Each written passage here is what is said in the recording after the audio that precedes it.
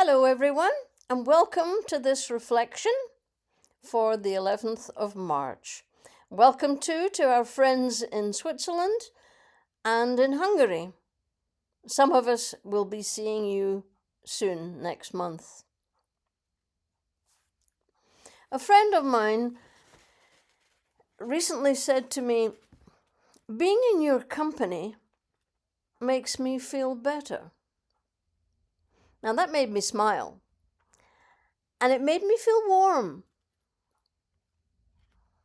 Well, and I must say, I'm glad it's now getting a bit warmer outside.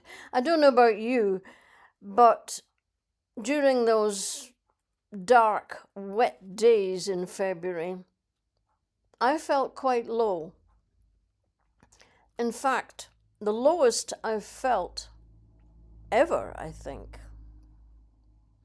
Now, friends said to me, "Oh, it's because of the lull after your Christmas and New Year holiday in Mexico. You're missing your mum, you're missing your son, and the weather's bad." I suppose it was a combination of all these things. Anyway, I'm glad to say that I'm now getting out on my bike again. But something that did give me a lift during those dark, wet days was watching the Olympic Games. Now, not just the lovely blue skies in the Alps and the lovely mountains of snow in Lombardy, but all the colourful flags and the colourful clothes that they all wear and the cheering on of the spectators despite the cold. It gave me something to look forward to anyway, although I was a bit nervous watching the curling. The margins are so fine. But what struck me most about watching the Olympic Games was not just the wide variety of sports, but the camaraderie shown by all the athletes. Now, I know the Olympic Games motto is to inspire people to forge friendships with others in spite of racial or religious differences. And the Olympic spirit promotes values like friendship and sportsmanship and respect and understanding.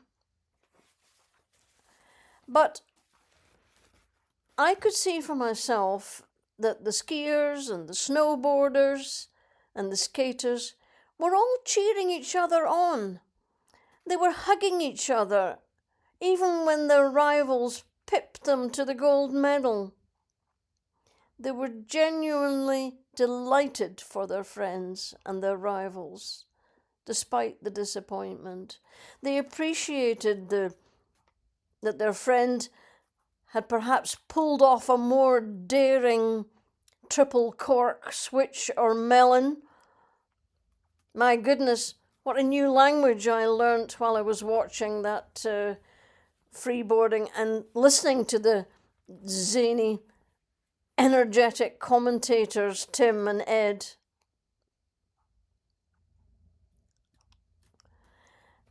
I also enjoyed watching the speed skating. Not something that I ever watched when I was younger. My dad taught me to skate at Dundee Ice Rink and on Stobswell Pond as well. So when I first went to live in the Netherlands, my husband was pleased that I could skate because the canals were always frozen every year. So he bought me a pair of Frisian skates that you clamped under your boots. I'll show you a picture.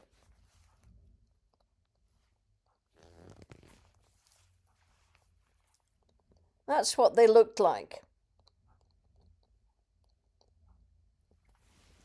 Huge blades, much easier to skate than ice hockey skates or the skates that you hire at an ice rink. You just stood on the ice and whoosh, you went. Little did I know he'd planned a 25-mile trip along the canals for my first outing. However, I made it to the end. But the atmosphere was great on the ice, on the canals and on the ponds. There were always stalls with hot chocolate or hot aniseed or pea soup. And there was music and couples skating to the skater's waltz, hands behind their back. So I learned to appreciate that what's all involved in ice skating and speed skating especially.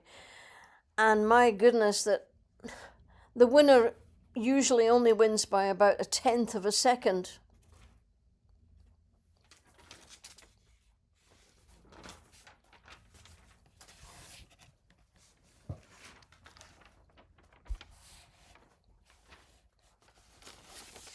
But anyway, I could see for myself that all these snowboarders, all these athletes cheering each other on, like athletes in the past have said, they made lifelong friendships in the Olympic Village. And it's not just about winning. Another interesting story about the Olympics and friendship was the example at the opening ceremony.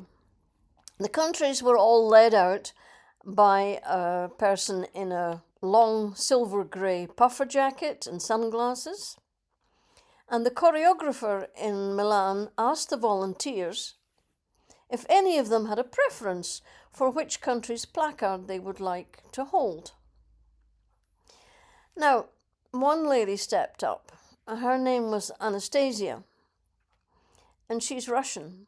And she'd been living in Milan and working as a lawyer for about 14 years. And she said she would like to take Ukrainian's flag or placard. And it turned out that when she did that, the Ukrainian athletes spoke to her in Russian and they became good friends.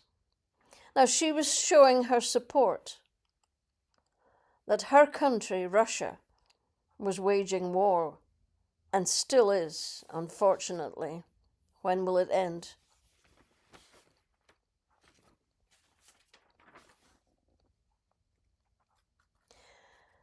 I would like to think that we all have a friend who has our back.